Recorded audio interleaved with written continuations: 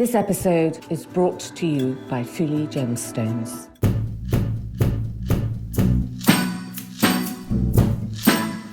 Do you ever sort of lament that glamorous life has gone? Oh yes, totally. Absolutely all the time. Everything is exactly the same now, isn't it? I mean, nobody really looks different to anybody else. Nobody has a kind of stamp anymore. You can't wear jewels anymore. People steal them. It's a whole different world.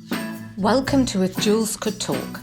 I'm Carol Woolton, the voice of jewellery, an author, broadcaster, and the woman who initiated the role of jewellery editor at magazines like Tatler and British Vogue.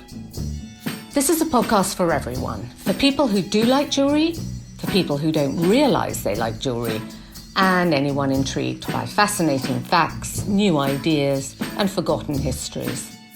So please join me as I tell sparkly tales, meeting all sorts of people, delving into 4 centuries of jewellery culture, and investigate what's happening now.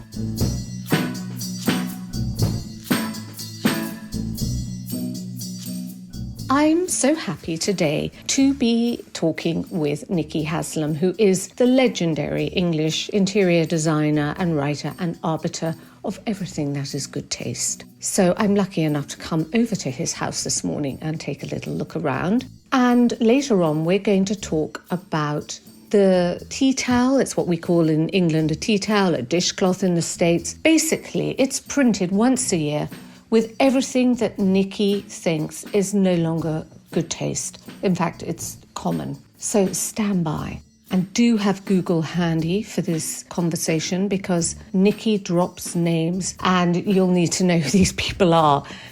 He tells us mostly, but there are some figures, some very glamorous and well-known figures of the 60s that you might want to look up. And we mention ear piercings and the Duke of Verdura. If you want to scroll back, they feature on episodes 7 and 9 of If Jewels Could Talk.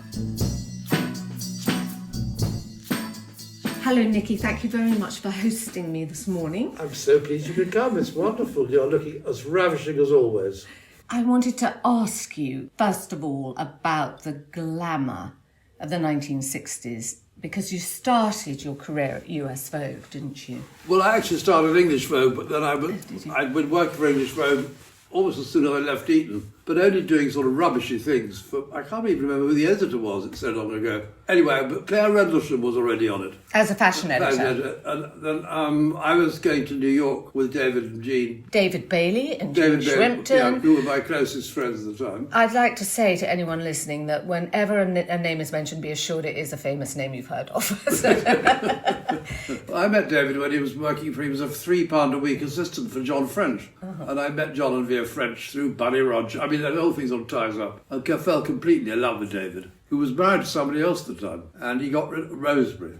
And then he came to live with me at my little cottage in Lambeth. And one day he brought back this girl called Jean Shrimpton. I thought, you'll never make anything of her, she's very plain. And, well, how wrong I was, but Jean became a great friend. And we went to New York together. And so what, Claire, the 3 of you, as a threesome? They'd been asked to go for glamour. And I thought I'd just go for fun, because my sister lived in New York, hadn't been since coronation, practically. And Claire Rendlesham said to Alexander Liebman, there's this young Englishman. Who was the managing director of Condé Nast. Yes, well, he was not managing director, he was sort of artistic director. And he asked to see me, and I walked to his office, and after about 10 minutes, said, I want you to go upstairs. So that's I joined, and I stayed for 11 years. And what were you doing in the art department? I was just helping with the layout. Mm-hmm.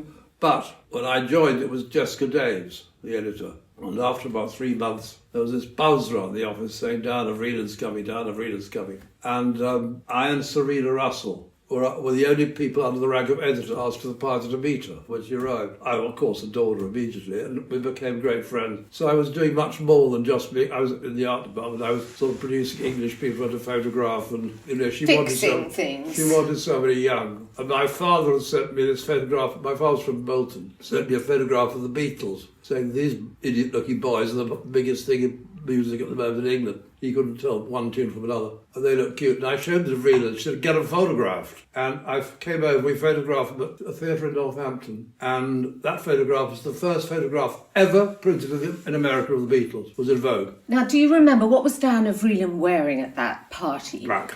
Black? Yeah. black and the bangles. But you didn't really notice what she wore. You So noticed what her- bangles did she have on? Those great thick sort of Nancy Cunard ones. And probably a gold one too. She had a big gold one. No But earrings? I remember she always had quite sort of plain earrings. She never wore diamond earrings at all. They're always gold or quite chunky, like shells. Like Seaman Sheps? Yeah, Stephen Sheps, that sort of, or even Fulker.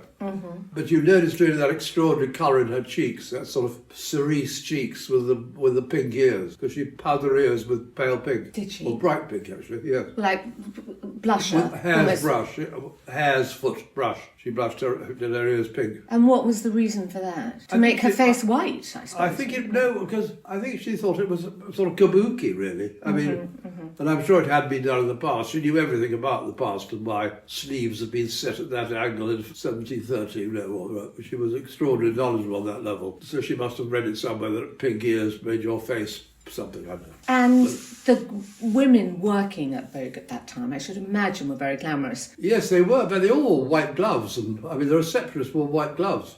Really? Yeah, all wore beige. The receptionists all wore beige with white gloves, sort of white lapel suits, but very prim. Very Hats, I elegant. think. And hats. Yeah, that's how women were. So skirts, pencil skirts. Pencil skirts, or I think the young editors were sort of Jackie Kennedy, sort of ballerina leg skirts, Right. pleated skirts. But certainly the older ones wore pencil. Let me tell you, it is not like that now. And they dressed up. I mean, people wore hats. I think editors then felt a responsibility to be the part, to be They the were. role. How could they Exactly. set the style unless they looked stylish? Exactly. And you made friends with a lot of these women, didn't you? Like the Duchess of Windsor. Yeah, but there were not a very nice women in New York at the time. But it was very small, New York, in those days, oddly enough. It was much smaller society as now. And it was still quite waspy. When I say waspy, in the sense there were grand patrician families that still had palazzos in Rome or Hotel Particulier in Paris. There's still that crossover to Europe and America still existed, which disappeared within the next decade. But they absorbed you in, so they were open-minded to this young English. Well, they loved English, obviously. And my sister, I mean, she was American, and she knew sort of a lot of the artistic world. And I'd met a lot of Americans before I went in London, so, I mean, I knew Fulco before I went. That's Fulco di Vidura, Yeah, Fulco I the knew well, and Italian Duke, Yeah. who we have dedicated a whole podcast to. Have you? But tell me your thoughts on him. oh, it was wonderful, Fulco. He was the most learned man I've ever known. He taught me everything I know about opera, history, whatever. I mean, I just loved him. He was just such fun and so naughty, and all his friends were so funny. He was just, and he didn't like talking about shop. He hated talking about jewels. He loathed talking about shop. So he never discussed jewels or people's jewels out of our. But he sold all those women. But I used to go and jewellery. see the most beautiful things ever that he made, and they were unbelievable, the beauty of his things. What I want to ask you is that at that moment, that sort of era, in any jewellery book you read about Cartier, Van Cleef, any major jeweller, Fulco at the time, it's always they made for Babe Paley. Now, can you tell us who was Babe Paley? Because she was one of those women whose names you hear of the whole time, but you think, well, who was she? Babe was one of the three, what they called Cushing sisters. Minnie Astor, Mrs. Whitney, Jock Whitney's wife, and Babe, and they were the three beautiful Cushing sisters from Boston. But Babe was she was famously beautifully dressed and very nice, at a wonderful house on Long Island called Kailuna Farms. Went to wonderful parties out. In fact, I went to Bar Baltimore's coming out dancer. She wasn't the brightest Babe, but she was the sweetest. The others were much brighter. Minnie Astor and the other sister, Betsy Whitney, were much cleverer, but not as pretty. And was it like a full-time job? Her clothes, her social life, was that really a full-time job? Yes, but it was for a lot of people at that time. You'd change. In those days. After the morning, you went back to change for lunch. After lunch, you changed something for the afternoon. Then you changed for cocktails. Then you changed for dinner. It wasn't their full-time thing. Clothes were a full-time thing. Do you know what I mean? The difference. Yeah, everybody did it. You had it was prescribed what you wore for certain occasions. And what was the jewellery? They changed the jewellery for each of these occasions. When I got to know that world, they weren't wearing old crusty old diamonds. They were wearing Fulco sort of shells and leaves and more like sort of costume jewellery made real. I saw a very grand necklace one time at Verdura's showroom, and they said somebody like Babe Paley, oh, that would be her lunchtime look. But to me, now, it looked unbelievably grand, graduated rows of big semi-precious stones. But I think you only wore a pin for lunch. Oh, pin for lunch, okay. Yeah, and clips, matching clips, that was still in. And bracelets. Cuffs. Quite a lot of bracelets. Cuffs, exactly. And then... matching wrists, they were very chic to have. Very chic. Still are. Yeah, really? I think so. Nobody I does. think it's a very chic look. Not many people do it, Nobody- obviously. Many people do matching wrists. And so they'd step it up a notch at cocktail hour. Yes. And what would that be? Probably pearls, bit of diamonds, and then in the evening it would be sort of something, sort of a big stone, emeralds or, Show-off or stones, yeah. yes. But there were hundreds of women who dressed. There was Bismarck. Mona Harrison, Mona Bismarck. Mona Bismarck. Best dressed woman in the world. Yeah. Sort of widely acknowledged as Yeah. that, yes. She had a great jewellery collection, didn't she? Yeah, wonderful looking clothes, wonderful. So were you sent out by Diana Vreeland to meet people, to introduce them, to bring them back to Vogue as subjects for stories sometimes? Well, I just find them and bring them back. I wasn't sent by Richie, so, I'd find all these people like Baby Jane Holzer or Mika Ertigan, I discovered. Andy Warhol you took under your wing, didn't you? Yeah. And introduced him around. Yes, he says in his autobiography somewhere, Nicky Haslam took me to Park Avenue and made me smart, which is sort of true, I think. So it was that English eye and that sense of style that obviously Diana Vreeland really appreciated. Well, she loved anything English, And I get people like Nico Londonderry photographed and by Horst and Desmond and Marie Guinness, and a lot of my friends were immediately being photographed for big essays by Horst and Nicholas Lawford. And people didn't mind having their homes photographed at that time. No, honour. Especially in America, though. Whereas now people are more reluctant, aren't They they? long for it. You think they long for it? Min Hong said you wouldn't believe the amount of letters she used to get from very grand people saying, please put my house in interiors. But they will pretend that they don't want to. Pretend they didn't, of course. No. And were they commissioning themselves, or were they asking their husbands to commission and give them? I think they wished themselves. They did, yes. Yeah. As part of their look Yeah. and what they wanted, and they knew what they wanted. Well, the husband With the checkbook. knowing about jewels came in much later with, in Barbara Black's autobiography, that extraordinary scene. This is Barbara Emile, the journalist Emile. who married Conrad Black. One point she's sort of, they are big, the fated couple in New York. He gives her some emeralds. And it's the time when all those husbands were sort of slightly over being the top people in Wall Street. They were the sort of, they went to lunch parties by now, you know what I mean? They weren't in the office, they were the sort of adjuncts for the women. And there's somebody's house, I can't remember whose house it is, and she's wearing the emeralds, and one of those sort of ex-banker biggies says to Barbara, you know, those aren't real emeralds. I mean, it just shows, it's sort of Vanity Fair, isn't it? You know, it shows how the world changes when the husbands know about jewels Yes. rather than the women.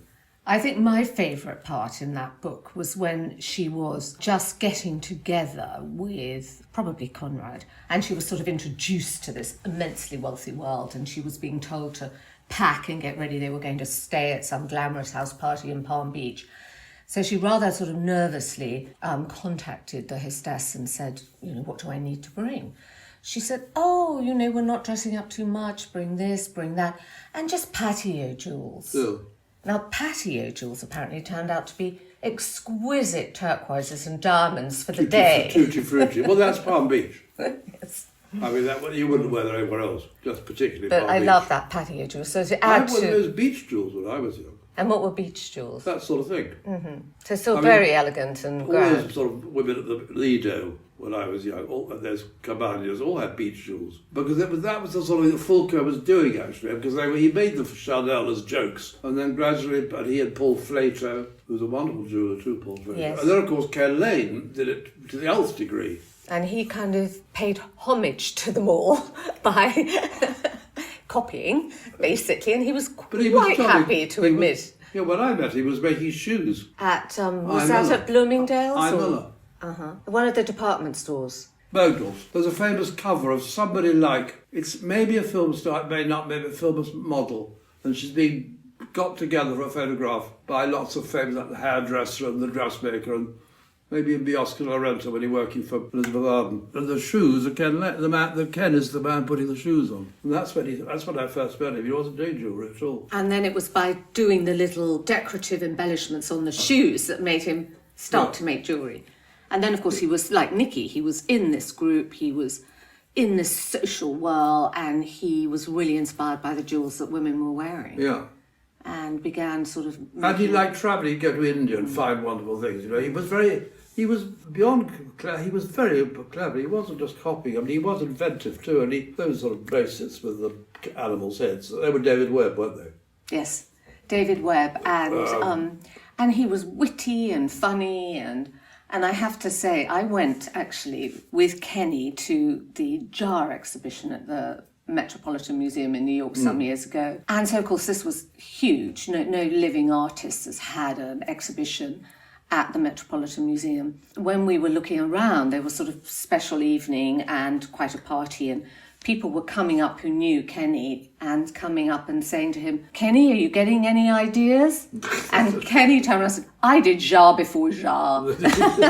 He sort of did. I mean, those tiny tromblon things he did. But I guess they were all drawn to you. I mean, Nicky, what some people don't know about him, apart from being this tremendous interior designer, writer, and all the things he's been, is very, very posh.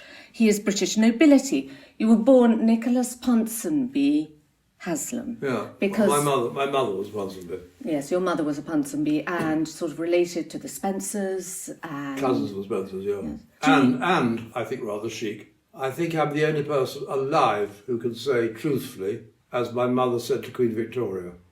Because my mother was Queen Victoria's goddaughter.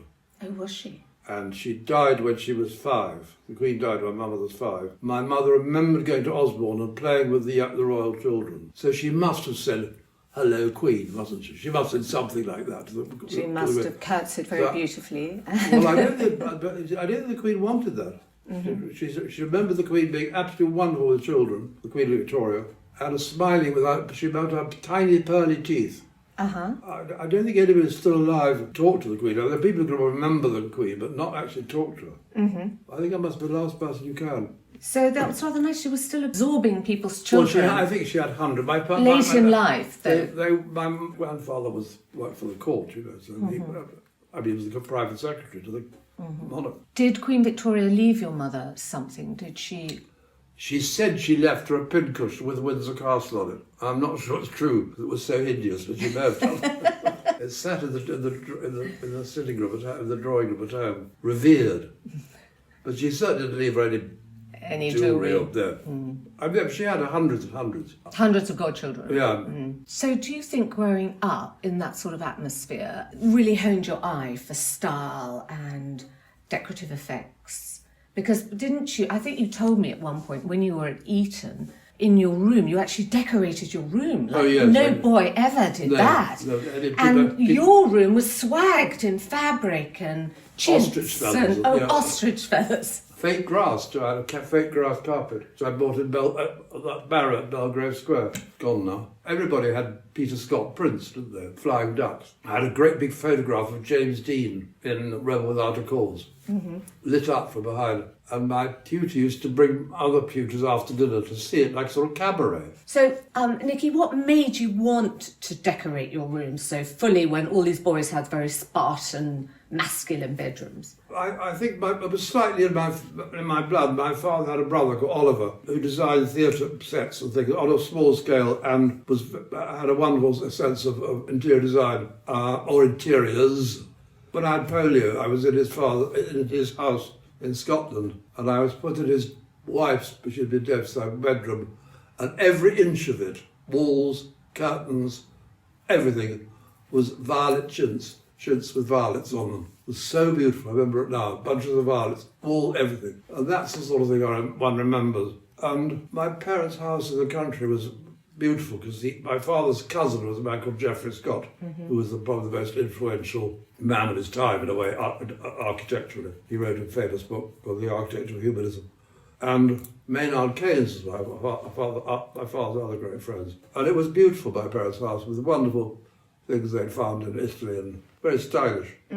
So I just think it was there. I just absorbed it without knowing. But you didn't start your business until you came back to London. No. But after New York, didn't you have a stint in Hollywood? Yeah, I had a ranch in Arizona. You had a ranch in Arizona, as one does. Like one does, yes. Well, a time as a cowboy. You were a cowboy for a while. Who hasn't wanted to be a cowboy? All that gear. Leather. Well, suede. Fringe. Fringe suede. Score-chewed. Had to be score-chewed. Very important. And so what about Hollywood? What about your time in Hollywood? Well, I'd been to Hollywood before I went to Arizona. I had a great friend called Jean Howard. Who's an actress? Well, she was sort of actress, but she was more the sort of powerhouse of Hollywood. She was married to the great agent. And I met her actually with Fulco in London. And I met her again in New York, and she had this house at home, and she asked me to go for one summer to stay with her. And so I went every summer to stay with Jean for 4 years. And Jean knew absolutely everybody in Hollywood you could think of. I mean, Garbo, Dietrich, Billy Wilder, Louis Milestone, King Vidor, Myrna Loy, all the great stars were her great friends. And you just see them at every single party. It was the most extraordinary society I've ever known. Because it was so, I suppose, so compact. Yeah. All the stars were huge, and they all hung out And they together. all knew each other. They were best friends. And so what were the women wearing at those parties? I don't ever remember sort of diamondy things. Edwardian jewels weren't a thing at all. There was nothing like coming out parties. Cotillions. People didn't wear those sort of clothes, diamonds, like we did in England still. There were no tiaras or anything like that. Just sort of quite modern jewellery. I mean, as I say, tutti frutti. Well, bright jewels and lots of gold. Lots of gold. And sort of brand, they were going to Tiffany or Cartier or... I don't think I went to Tiffany. No. Well, Paul Flater. They probably were at Paul Flater. Yeah, Paul Flater. And pearls. And I suppose they did have big diamonds too, didn't they? They certainly had big rocks. I mean, people like Barbara Warner had amazing, Anne Warner, her mother, amazing jewels. The wife of Jack Warner. So were they dressing up for dinner? Yes, it was very dressy. Dinners and jeans were very dressy, but not sort of long gowns. Cocktail frocks. Cocktail frocks. Or my favourite thing of all would have sort of just come in, because I think the Italian designers were the greatest designers in the world, all those sort of, what was she called? Simonetta. That whole world, Simonetta, even Pucci. They'd done the narrow, with the cut there, pants.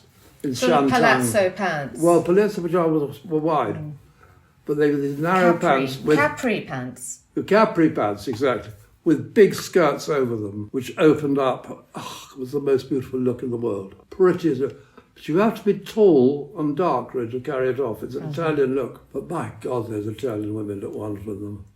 So, who was the most stylish for you at that time in Hollywood? Audrey Wilder was pretty well dressed. Billy Wilder's wife. Merle Oberhold was pretty good. She had a big jewellery collection. Yeah, she had big jewellery. And Jean had wonderful jewels because they were Fulco. And who was the most beautiful? Of all the women? Yes. Well, I was... Not Garbo? No. Well, she is beautiful too. I liked, my favourite of all is Sid Charisse. I think she's the most beautiful woman who ever lived. And she had those long legs. Oh, she was so wonderful, Sid. And of course, actually I told you, Georges Gabor was a great friend. Was she? She was terrific. She had some crazy jewels, sort of funny jewels, Yes. Scotty dogs and things. I'm not quite poodles. And lots of diamonds from lots of engagement rings. Yeah. She was great. And you met Marilyn Monroe. Yes, well, You met her in New York. I met her at that tragic moment, yeah. In the art department of Vogue, there were these black things showing what the magazine was going to have, And there's this black series. We weren't allowed to know what it was, but being in the art department and being nosy, I found out it was that Bert Stern was going to photograph Marilyn. After that disastrous film, Something's Got to Give. And she was on like a bed of pearls, wasn't she? Yeah, well, she was... I hadn't seen her at this point, but she was famously going to be naked. That was why it was all secret. And suddenly they realised that Marilyn had picture approval, and I was the only person who knew about it. And the art director, Priscilla Peck, said to me, "Listen, Nicky, you've got to do this. can you take these pictures up to Miss Monroe? Have a check them. And they gave me a chinograph and a big envelope, and I went up to the apartment on 57th Street, rang the bell, and dog barked, nothing happened, dog barked again. Suddenly the door opened, Marilyn was close to me than you are, there. Greasy hair, crying, makeup all running, horrible tracksuit with just makeup stains all around. I mean, the opposite of what you expect it to be. Tragic. And she almost shut the door, and I said to my editor, she said, "Oh, I haven't got time now, honey, I haven't got time." And they said, "Can we look at them right here?" And we stood at the doorway, and she put her finger through the ones she didn't like and checked the other ones. And the telephone was ringing. When the telephone rang, it was right all towards the end. She dropped the whole lot on the floor and picked them and pushed them arms and ran away down to answer the telephone. And she died 3 weeks later. And so but it was an extraordinary moment. You witnessed someone in real turmoil. But she was really at the end, yeah. Very sad. Yeah. I mean, she was the best ever. Do you know, yesterday they had Some Like It Hot on, followed... Well, they had How to Marry a Million. Before.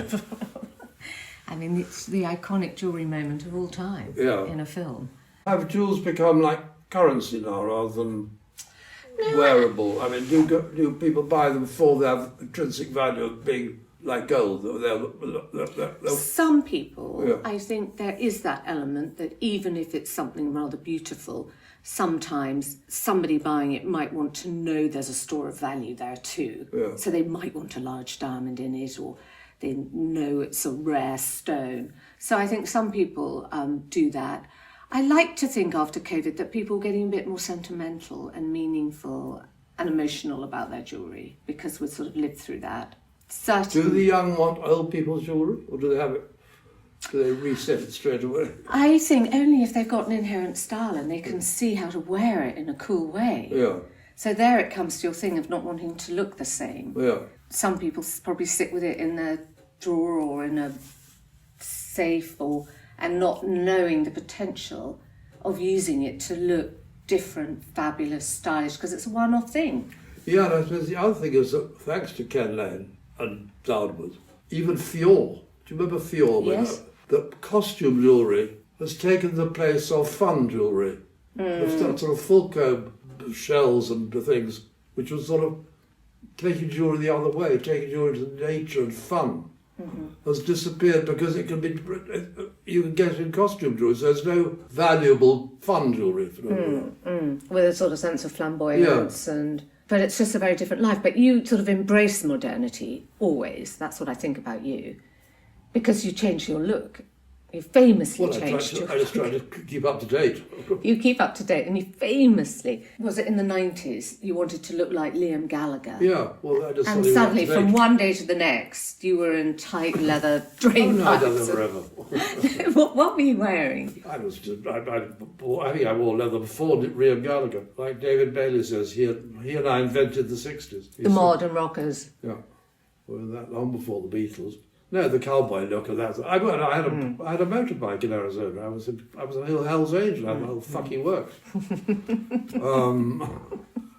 I sort of like costume in a kind of sense. Yes. People don't do it enough. No, they don't. It gives other people pleasure too. When I was young, everybody in the evening wore that sort of Austrian evening clothes. People like David Herbert and all those sort of chic men always wore Austrian look in the evening. I see it coming back a bit now. Have you got another new style in you, do you think, that one day you'll surprise us and come down as... Well, I'm also usually copying somebody I see or admire, but I didn't make it up. Yeah, I saw a couple of boys in Zara the other day who were so beautifully dressed. I'm going to copy that. What did they wear? Well, it sounds ridiculous, but they had sort of wide blue trousers like this, but a bit wider.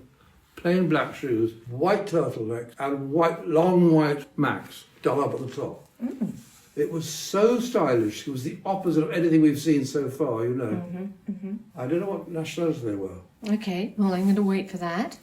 But anyone, particularly in England, Nicky is, because of his long career and his sense of style, has become our arbiter of taste, essentially.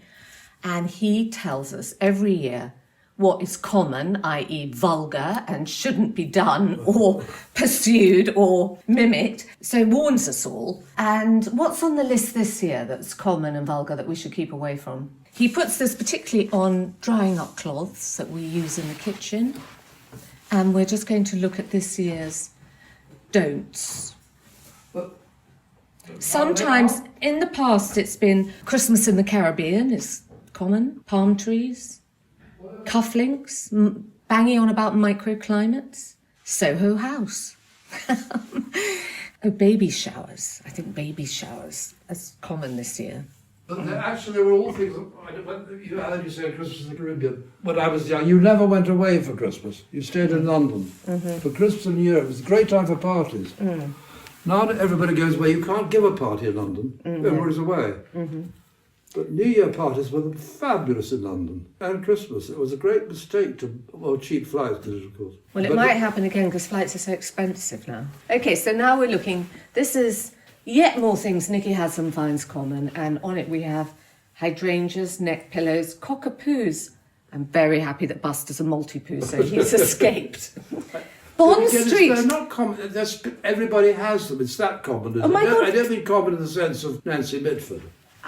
So common in the sense that everyone has it. Yes, overdone, yeah. Not chic. Yeah. I am so not chic. I have to announce here now, because I have hydrangeas at home. I have a multi-poo. Now that's a different thing. Hydrangeas, that when you get one hydrangea and a bunch of flowers, that's what's so awful. Okay. If somebody buys you a bouquet, they put one bright pink hydrangea in. That's awful.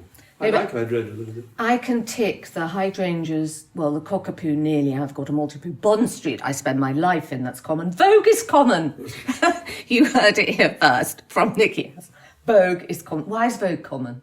Well, for obvious reasons. What, you've gone off it? Having started your career there, it's not what it was. It doesn't lead anymore, it follows. Vogue used to lead when I was young. Told you how to look. Told you how to dress. What leads now? Nothing. Maybe the brands. Yeah. Influencers. Dior, Chanel. Oh, Influencers, Influencers lead. Of course they do.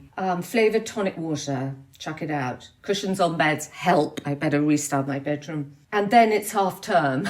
Drives me mad when people say that. Side plates. Divorce. Stay married, guys. The Met Ball. Binge watching. Ladies' Day at Ascot. Or what it's called Ladies' Day. Instead of Girl Cup Day. Let's unpack that. That's a nightmare. Yes, that's a sort of business thing, isn't it? Anyway, these are given widely around at Christmas around the UK, so we can all follow them and keep up to date. They're really tongue-in-cheek, though, must be said. They're tongue-in-cheek, made to give us all a bit of a laugh and mock us all, because we all fall into this. So what would be, if we did a jewellery dishcloth with what's common in jewellery, what do you think would be on it? Well, I'm not sure anything's common in jewellery if it's beautifully done, or it's when things... Could you wear too much, for instance? Could you? No, never wear too much jewellery. You can't wear too much jewellery. Ever. And those sort of jewellers that don't really sell to anybody but do books on their own jewellery, it's privately printed. Unknown jewellers, I think they're pretty ghastly. I think Cartier's getting pretty ghastly. It should not be at airports, it really shouldn't. It lessens its cachet. Yeah.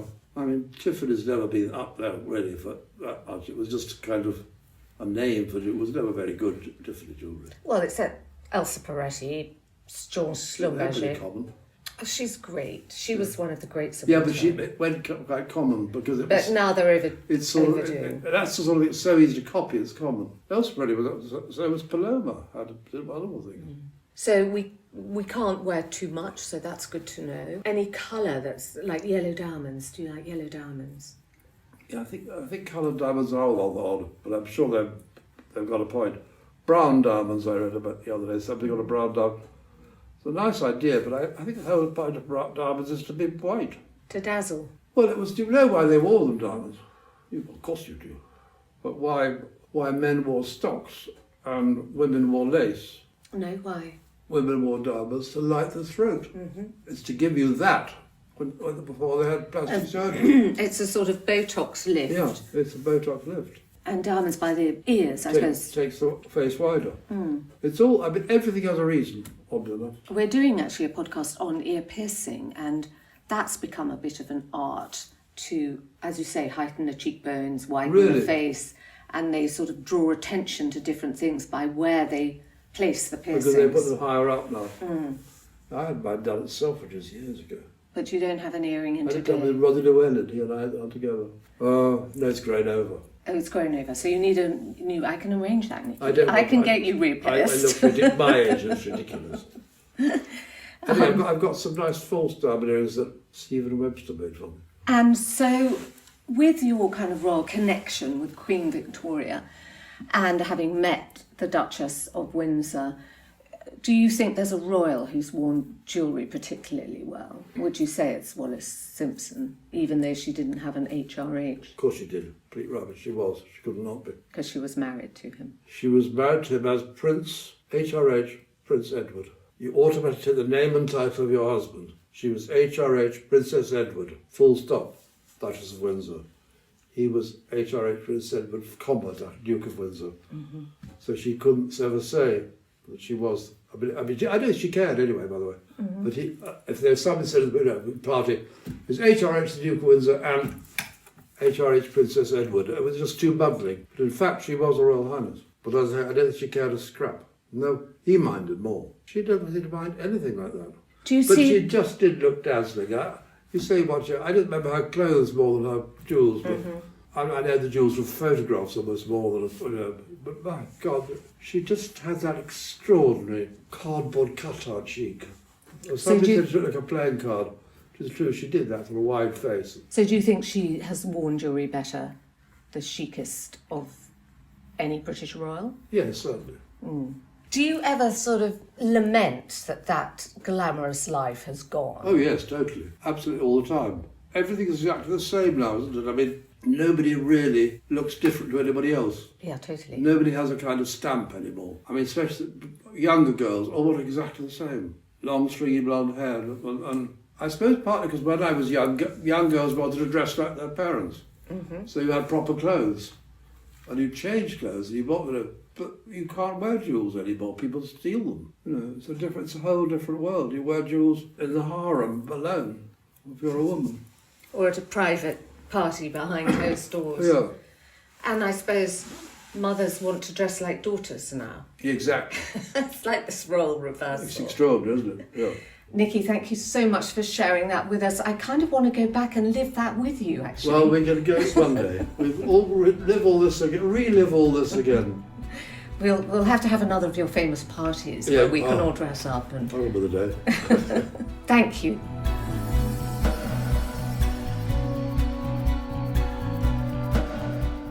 Thank you for listening.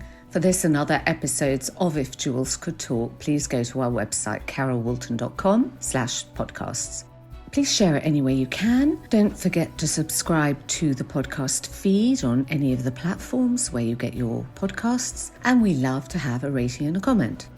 You can find out more about our sponsors at FooleyGemstones.com, and please join me again in 2 weeks for the next Jewelled Nugget. I'll be talking about a really important topic in jewellery. It's Turquoise Mountain, the international NGO working in Afghanistan, Myanmar, Saudi Arabia and Jordan. I'll be talking with the anthropologist and jewellery designer and activist Pippa Small, who supports them and has just returned from Kabul, where she's been working with some of the women taking part in Turquoise Mountain, and Shoshana Stewart, who's the CEO. They're very engaging speakers and talk about the importance of women in conflict areas being able to be economically independent and also create jobs, skills and renewed sense of pride in areas where culture is under threat. So please join me then, and thank you for listening.